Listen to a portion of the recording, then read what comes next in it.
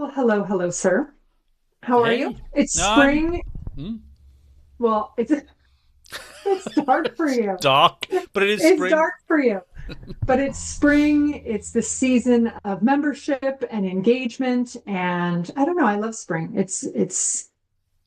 I don't It's when know. you want to go to I don't meetings. know if I have ever heard anybody say it's spring, the season of membership. I don't What? think I've ever heard anybody suggest that spring is when we should get excited about membership. But I love your energy. I love your fresh spring-like energy. It's just joie The de season vivre, what it's of called. Yeah. rebirth. It's the season of growth. I think it is the season of engagement. This is when a lot of annual meetings occur. A lot of big conferences happen. And there was just a recent engagement report that came out that the association member experience report, and it happened to just come out in the spring here in March.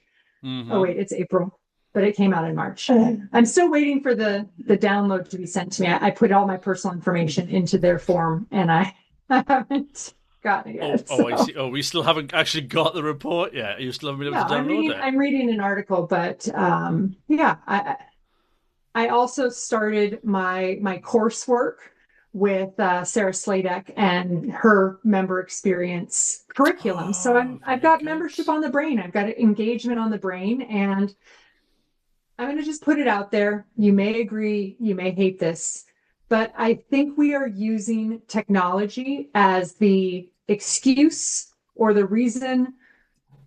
I just think so much of what we're talking about has nothing really to do with technology.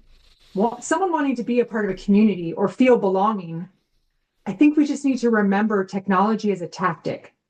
It's not a strategy in itself. And especially with AI, we're trying to measure all these things that are technology specific. And I think it makes us lose the point. That's what I liked about this report. It said that 82% of members say they feel engaged, and 83% plan to remain members for at least the next 5 years. Hmm. I of course want to know how many people responded to the survey because only those who responded to the survey, are likely to be engaged or say they feel engaged. It could have gotten Mm, a 5% return on the hmm. survey, which may undermine all of the data points. But how are you and your clients handling engagement these days? Yeah, I hear what you're saying about.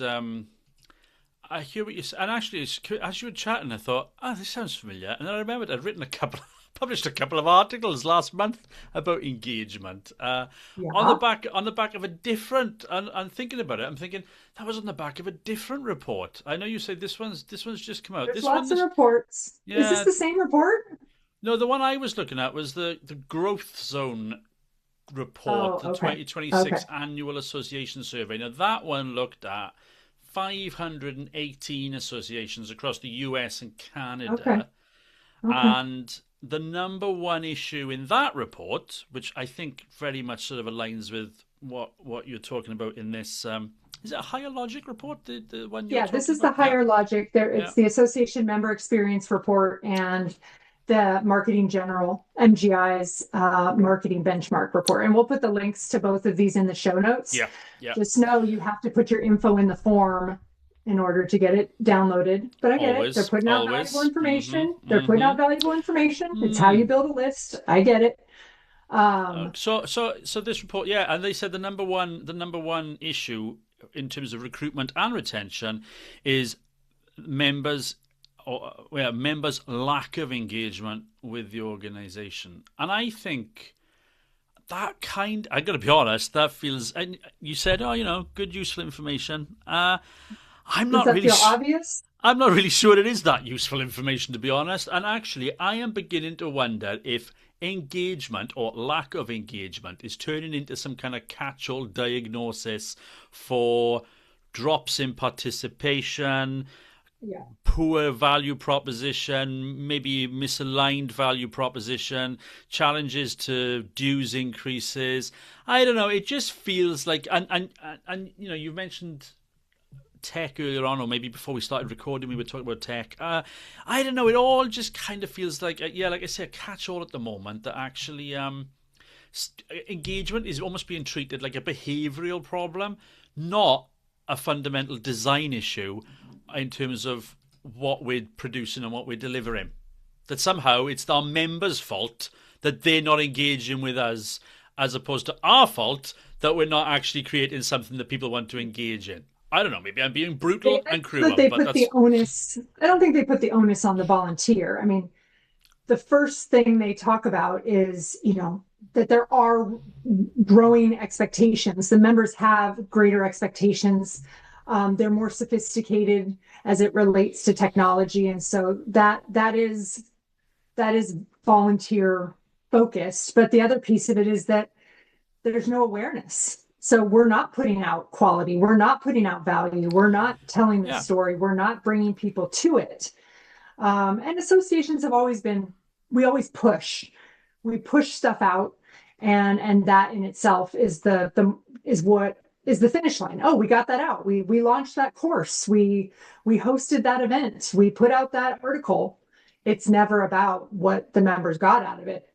yeah, And the word engagement has always bothered me because it means everything and nothing. yeah. Mm-hmm, mm-hmm, It's one mm-hmm. of those words, and I think we've lost even the small handle we had on it. I think Yeah. has been lost. Well, I think now we talk about engagement strategies, but really we're talking about, as you say, we're talking about distribution strategies. You know, we're measuring activity rather than outcomes, and certainly sort of rather than inward activity, we're measuring outward activity. So, how many comms are we sending? How many webinars are we It's scheduling? effort What versus content impact. channels? It's Exactly. Yeah, and I mean that's just distribution. That's just distribution of the value proposition. That's not yeah, engagement. And yeah. actually, do we? I'm going to challenge. Do I? Well, do we have a consistent definition in our sector as to what we mean by engagement? No, I think no. Uh, no. and Nor again, do I think we should. I don't think we should have one standardized sector wide. It has to be specific to the organization, but each organization needs to set that definition. yeah. I'm cool with that. Yeah, go on. Yeah, yeah. Okay. So in that Okay. scenario, what does in that okay, we're setting up as we have done in the past. Our new association, or we're taking over a rusty old association, and we're deciding we want to define how we understand engagement. Tell me, how do we? What's engagement for us? What do we want engagement to look Well, like? what's interesting about the setup that you've just given is that I think engagement, how we define engagement will change over time. In our initial onboarding or takeover or kickoff phase, engagement may be as simple as getting the members to update their profile. It may be as simple as getting them to click on the link announcing that we have taken over the Rusty Old Association and new stuff is coming. There could be a very low uh, barrier or low bar when you're in a situation like you described, where Yeah. 5 years from now, engagement may be defined as attendance at the conference. It may be defined as retention percentages. It may be defined as the health and success of our leadership pipeline. See, A lot of things. I think now I hear that. I do. I I think those are indicators, 100%. Yes, they're indicators of people feeling connected to their membership body. Mhm. I'm not sure I agree that they are necessarily engaged. We know that a lot of people are apathetic about their memberships. They simply renew because that's not a problem. That's cool. I'm totally fine if someone's as long they want to keep they only use the membership when they need it. I don't care if they don't engage, inverted commas. Once in a blue moon. But if that's what they get, if that's the value they get out of it, that's great. But I actually think that for me, I would take it much further. I would talk about engagement is when their effort, members' efforts, our efforts and members' efforts combine to lead to consequence. So they connect to have a commercial or a professional or an ethical influence on something that is affecting members. Go on, you got your hand up. I love that. There's only two of us on the call on the podcast, and you put your hand up. I Just love wanting you to, that. whenever you take a breath, Hey, I'm welcome here. to my world. Welcome to my world. Regular listeners know that I barely get a look in sometimes. Oh my gosh, get out of here. All right, so I think here's where we have to start with the definition. Is engagement what a member gets from the organization or what a member gives to the organization? Because none of that Both. is mission specific. Both. It's both. Engagements, relationships are two-way. Engagement is two-way. Correct. Yeah. So there has to be some of each in the engagement equation. 100%. Okay. 100%. Okay. I know sometimes, and that will never, ever be balanced in perfect equilibrium. It will never No. be 50-50. It will never be. Over time, it'll ebb and flow. Sometimes you'll get tons back from me as the member. Sometimes you won't hear from me for forever and a day. Sometimes you'll get little from the association, but often you'll get a lot from the association. So I think, the ebb and flow, we need to recognize that. But I think, we need to recognize when we talk about engagement, we're talking about our relationship with our members and their relationship with us as the association. And that's why I think it's much more about how that relationship, how we combine to have impact and outcomes and influence. For me, that's engagement. People engage. So if we take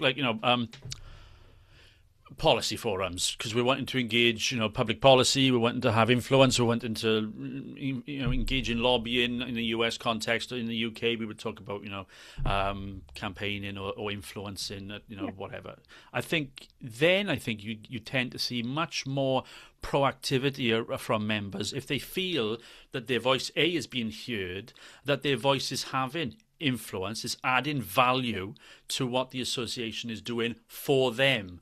It's that kind of virtuous cycle, as it were, of the relationship. And I think when you see a lot more value from the relationship when everybody has skin in the game, as it were. I think often if it's just a case of, hey, we've done some more stuff, it's awesome, check out our LinkedIn feed, look at this great article, that you will passively engage with. Passive. Right. And passive is a form of engagement as well. That's cool. Well, it could be the beginning of something. It's the first breadcrumb to get them to something bigger.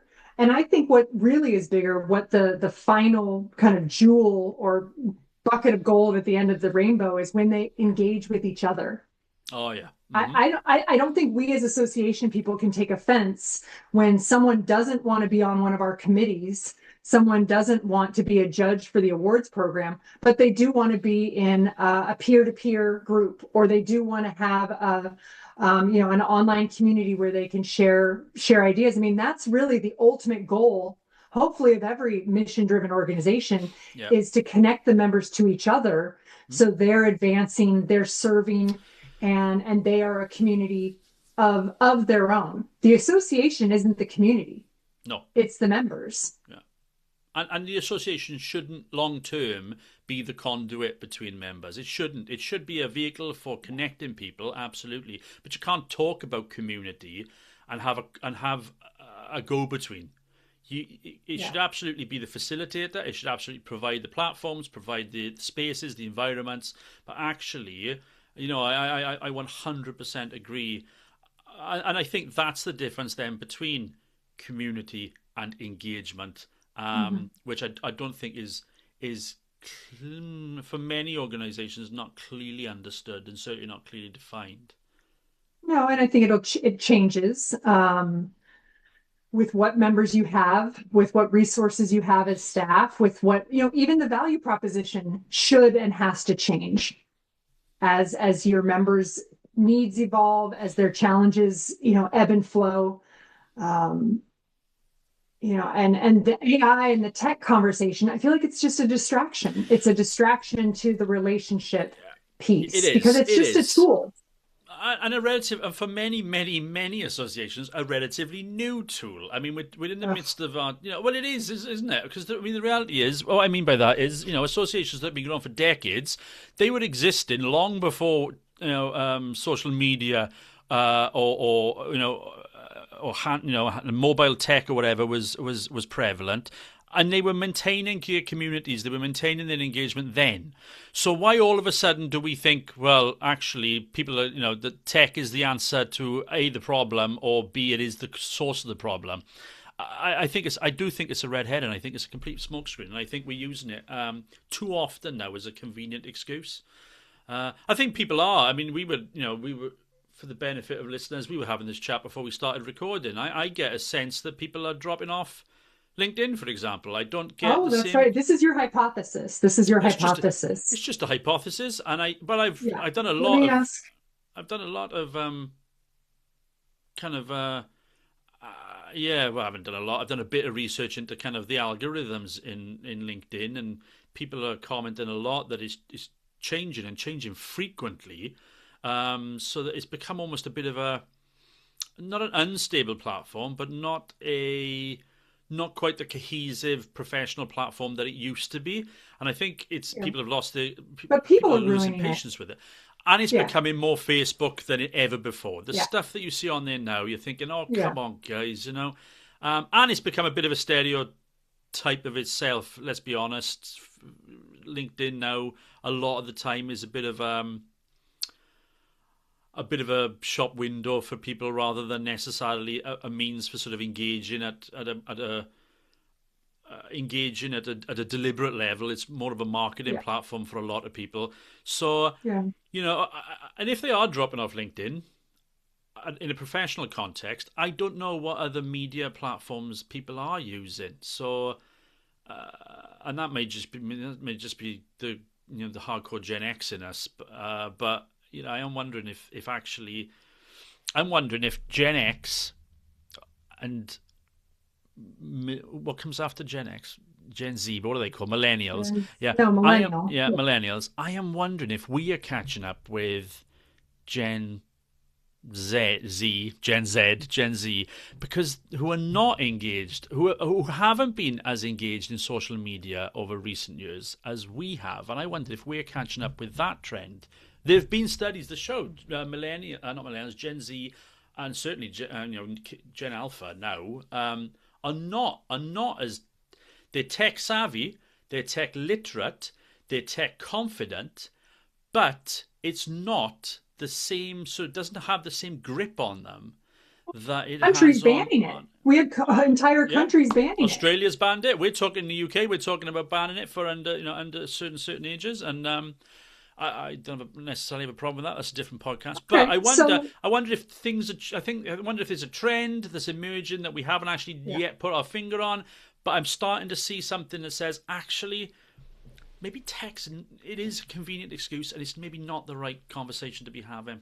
Correct. But in what you just brought up about social media not being the go-to for the next generation, and that becoming a social, a government driven protection, removing that option for the young. What does engagement look like in the future? Does it fully revert back to human and in person, and we're sending letters by mail? No, not. I don't think that. But I think we probably I could see a scenario where we go full circle, and then we have a global pandemic again, and we realise that we're all quasi event management companies, and that our business models are completely flawed, and we're just relying on in person events to Oh, keep us afloat. And so the cycle goes. It just happens in a much quicker cycle than we've okay. ever seen it before. Quicker So time. yeah, I think and that's the nature of the beast, isn't it? Business is cyclical. Communities are cyclical. It just is the nature of life. So I'm not really. I wouldn't be surprised if we see more and more in person. Particularly as we start to see Gen Z and moving into Yeah. management positions, leadership positions in an organization, in positions where they make as decision makers. I would Mhm. not be surprised if we start to see a very different perspective on what engagement and community and influence can look like for an Okay. association. I look forward to seeing it. I Yeah. hope I So hope to see for it. for our membership professional friends, it's still fairly early in the year. It's the end of Q1, beginning of Q2. I wonder, do you and your organization have a definition of engagement? Are there markers that you are tracking or that you are working to improve to bolster engagement? Is engagement just registration numbers for the convention? Is it just retention numbers? Is it clicks? Is it downloads? What does membership engagement mean to you and your Yeah. organization? And I think also ask the question: are we confusing communications with connection? Yes. Are we? Yeah. That's the pushing of stuff. That's us pushing stuff out. Yeah. But ask yourselves that. Or Ask yourselves that when you're asking. I think it's good time to reflect and say, actually, have we confused communications and connect with connection? Are people are they disengaging because we're asking for the members' attention without offering yeah. influence, without offering value, without offering something in return? Is this a one way? It's not even a one way relationship. Is this just a one way flow of stuff, of data, of distributing marketing materials Right. for And want that's of that's what I wonder. I don't even want to use the communication. This is just marketing. a lot of the This is time? Yeah. just us putting out stuff. And I'll be interested to see how if LinkedIn does go the way of Facebook. But engagement has to mean something more. It has to mean something more than just putting stuff out there. And you use the right word, passive. The passive efforts of membership associations are just that. They're just effort, they're just movement, they're just the burning of energy. They're not necessarily the consumption of or the positive impact derived from. Mm-hmm. Mm-hmm. And some of the, I Mm-hmm. get it, it's hard to measure. I get it, it's hard to measure, but I think any membership team can sit down and maybe the first question is, how do we define success in the membership department? Yeah. Mm-hmm. Mm-hmm. And there are going to be elements of that that are internally focused, some KPIs that are internally focused, that are transactional. And then I think you have to push yourself into how would the member describe or define the success of their engagement with this organization. We're not good at putting ourselves in their shoes or putting, their hat on or their lenses. Well, I think also that I think we're victims of short termism in terms of measurement. I hear what you're saying about it's difficult to measure. It's difficult to measure if you don't plan and if you don't Sure. commit to to recognizing, because it understanding impact, understanding value, influence requires a long-term investment. It's longitudinal studies, and actually, I think now, I mean, we've been talking about if somebody, when we first had this conversation on the podcast years ago, had said, "Do you know what? I love that idea. I'm going to start now measuring," they would have such a rich data source 5 years on that they could do so much with. But Yeah. instead, we feel the pressure to sort of we've got to measure. Well, yeah, comms hits, Well, and that's marketing that's hits. what I love, bringing it back to where we started. That's what I love about some of these research reports. Yeah. And thank you to people like Higher Logic and to MGI who are doing these on a consistent basis. And now we have benchmarkable data, and Yeah, we can see data what that says nothing's changed. Data that says, well, that's here not we are in 2026, and it looks exactly the same as 2016, that's not which the is researcher's valuable fault. data. Which is valuable That's not the data. You're researcher's right. fault. You're right. Actually, you're right. You're right. Growth zone and higher logic. Without it, we wouldn't be able to. You're right. It Right. is. They I mean, have done a longitudinal study. I appreciate these studies, this research work, and they've committed to it over a long period of time, which gives Hmm. us a chance to see trends and True. trajectories True. and change over what's still a pretty, even if you have a 5 year back look back, that's still a pretty weird 5 years. No, So no, it's not. It's not. There's always something. There's always something. What are we going to say in 2031? Oh, in 2026, it was a pretty turbulent geopolitical time. So actually, people were uncertain of the economics of it. Which means actually we can't really. I mean, we can always so we'll find this. always have Always an find excuse. something. Yeah, exactly. You always find an excuse not to measure, or find an excuse to say, oh, actually, the lack of engagement, becomes that appealing diagnosis because it's Yeah. external. We can and therefore because it's external, it's solvable through activity. Well, actually, I think we need to be a bit more I honest with want a new ourselves. word. Can we get a new word for engagement? Like you're, I don't know. I want a new word that's Relationship. It's more, relationships, isn't it? It's about relationships. but relationships, those could just exist without requiring any. Oh. You think so? You think relationships don't require work? You think relationships Well, can I just mean, but exist? there's Because they don't, do degrees they? of, I mean, relationships, there's a very, very long, wide spectrum of relationships. And I think social media especially makes that the case. I mean, we always joke, oh, I know what you had for breakfast or where you went on vacation last weekend, but I haven't seen you in 10 years. Yeah. Hmm. Hmm. And, relationships, I think how we define and measure relationships is different, but I don't know. I want a new word for engagement. I'll ask AI. Oh, you need to go to bed. What time is it now? Oh, yeah, it's 10 o'clock now. Yeah, yeah, Yeah. yeah. You need your beauty sleep. Dream about engagement. Figure this out. Write your own report. Oh, wait, you already have your articles. Yeah, I Well, have. thank you for Check them out. indulging me. You're Thank you very for welcome. indulging me. Good chat. This research kind of comes out seasonally. They give their 2025 summaries, and so maybe that's why I think of spring as the time of engagement. It's the season of membership. It's the season of research. It's the season of engagement. Oh, so Yeah. such a beautiful picture you paint.